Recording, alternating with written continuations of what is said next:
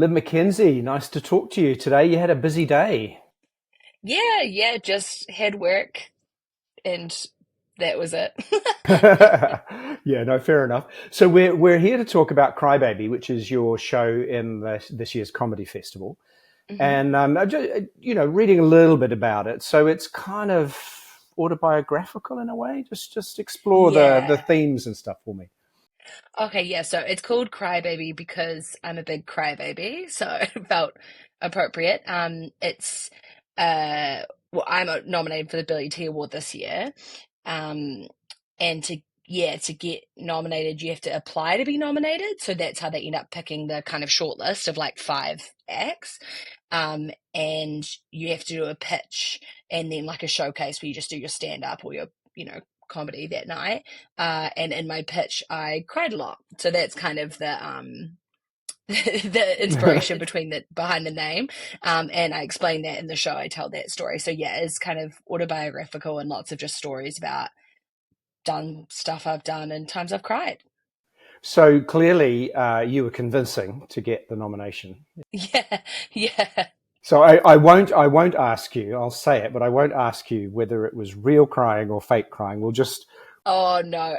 It was big time real crying. so you got emotional. Yeah, I really did because the Billy T Award means a lot to me, like all my favorite New Zealand comedians. Oh, sorry, I'll rephrase that so my friends will be mad at me. Most of my New Zealand favorite comedians have been nominated or won the award. Like Rose Matafeo, Justine Smith, and uh, many others that I can't be bothered naming. But yeah, so it's something I've had my eye on since I was a teenager before I even started doing stand up. Um, and I watch the gala every single year.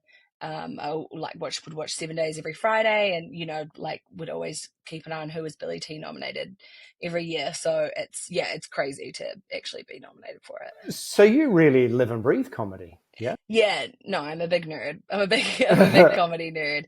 That's how I got into it was I just wanted to give it a go, and I just always, yeah, like always loved New Zealand comedy so much. And other countries' comedy is fine too, but New Zealand's got pretty good stuff. Yeah, but it's a big leap to be really appreciative of something and then say, I'm going to actually step out on that stage and I'm going to take a risk here. That's a Yeah. big leap. So how did you actually make and get the courage to make that leap? I think it's just I love attention, and I was like, this is a way to get to get some attention. And I also would, well, when I'd go to see like my favorite comedians, I would be like, oh, I can't do that.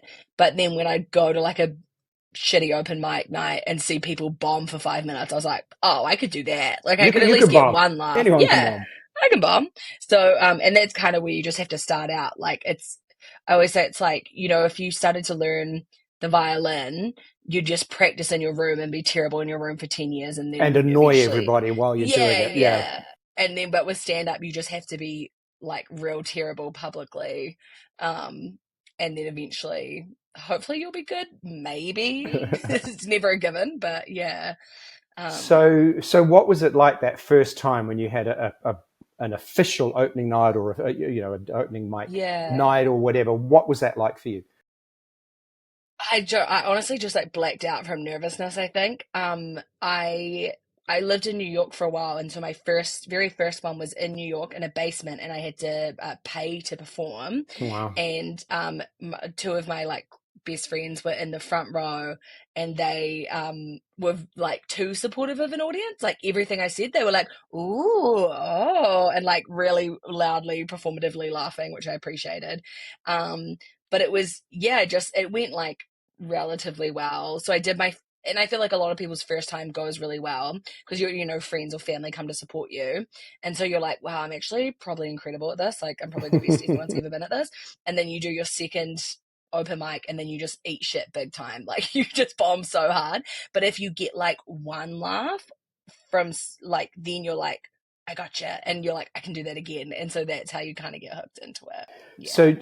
Have you had a really bad experience? Oh yeah, massively, multiple. Yeah, definitely. You can't do stand up and not have a bad time at some point. So how do you recover? How do you pick yourself up from that?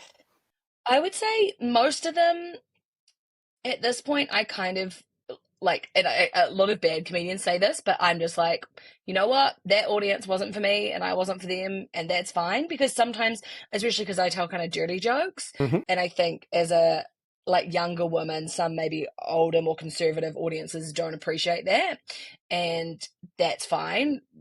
I just like in that when if I'm going badly on that kind of like room, like once I did the comedy gala, which was like 2,000 people, had a really great set, like got an agent off it, got more TV stuff from it.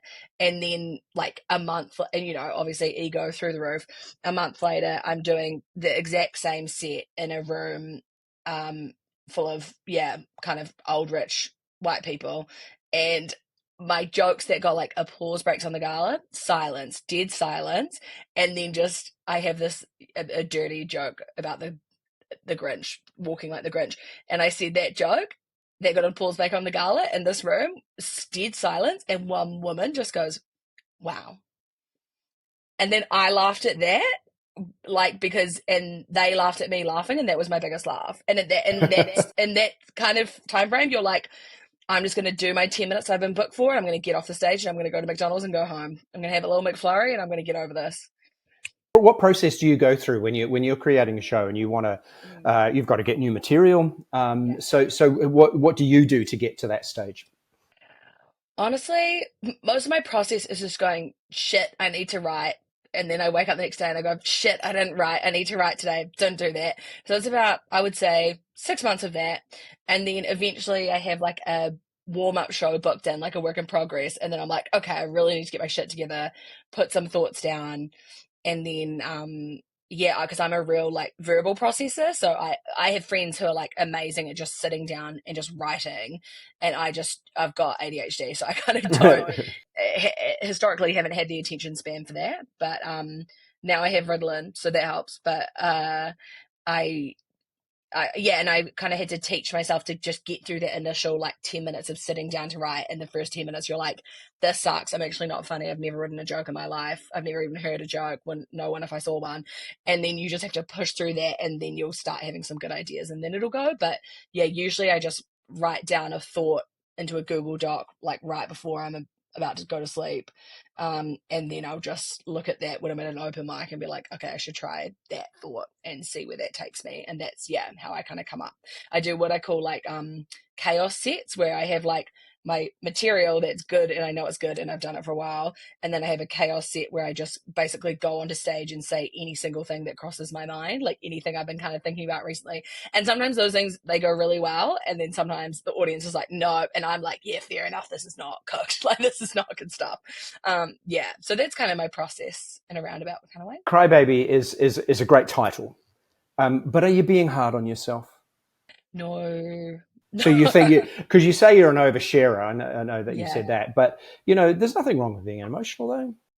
no, and that's kind of what my show I think is about. Is just I think it's freeing to be a big crybaby, and I think it. Look, sometimes it just helps me get stuff done. Help me get nominated for this award, because I think it just when you express that level of raw emotion, people really they connect with it, but I just think it's the easiest way to literally show someone how you're feeling is by crying about it. Um, And and let's face yeah, it, Kiwis have been too stoic for too long. yeah, I think so. It's Yeah, time for a change. I think you maybe you're mm. starting a revolution. I think so. I'm saying a big crybaby revolution. Hey, Liv, thank you so much for your time and all the best Oh, for the thank you for show. having me. Yeah, thank you so much. Hopefully it's good. Pray for me.